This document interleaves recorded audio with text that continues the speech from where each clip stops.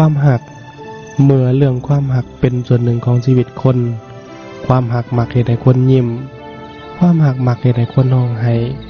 ความหักมักเฮ็ดให้คนตาบอดหรือความหักเฮ็ดให้คนตาสว่างความหักที่จริงมันมีหลายรูปแบบแต่จะหาจุดลงตัวของความหักเป็นเรื่องยากเพราะความหักมักบ่ได้เป็นอย่างที่เราคาดหวังเสมอไปหลายคนต้องเจ็บเพราะความหักหลายคนต้องเสียใจเพราะความหักหลายคนต้องเสียคนเพราะความหักแต่ก็มีหลายคนที่ได้ดีเพราะความหักเบิ่งแล้วความหักมันจะแล่นเข้ามาหาเฮาส่วนหลายพอสำหรับคนที่แล่นหาความหักมักจะเสียใจเพราะความหักมาแล้วทั้งนั้นแต่นั่นก็บ่ได้หมายความว่าทั้งหมดความหักยังมีหลายสิ่งหลายอย่างให้เฮาเรียนรู้เฮาต้องหัดรู้ทันความหักก่อนที่ความหักมันจะทำให้เฮาธรรมะเมื่อธรรมะเป็นส่วนหนึ่งในการดำเนินชีวิตธรรมะสามารถเฮ็ดให้คนล้มกลับยืนได้ธรรมะเฮ็ดให้คนตายตาลับธรรมะเฮ็ดให้คนเป็นอยู่อย่างเป็นสุข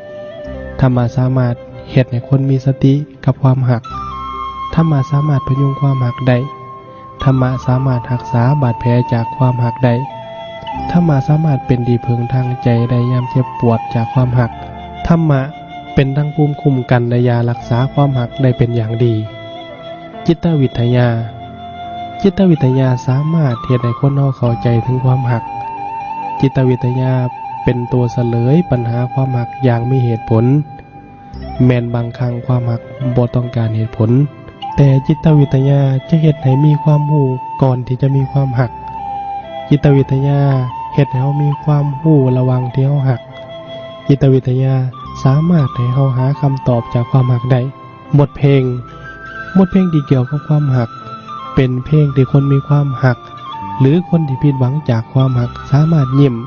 และร้องไห้ภายในเวลาบ่ถึง1 นาทีได้บทเพลง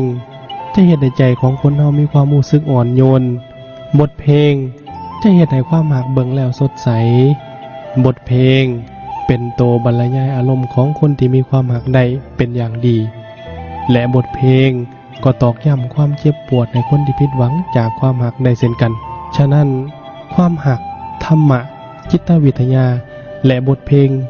จึงเป็นสิ่งที่สามารถสืบทอดความสัมพันธ์กันได้เป็นอย่างดี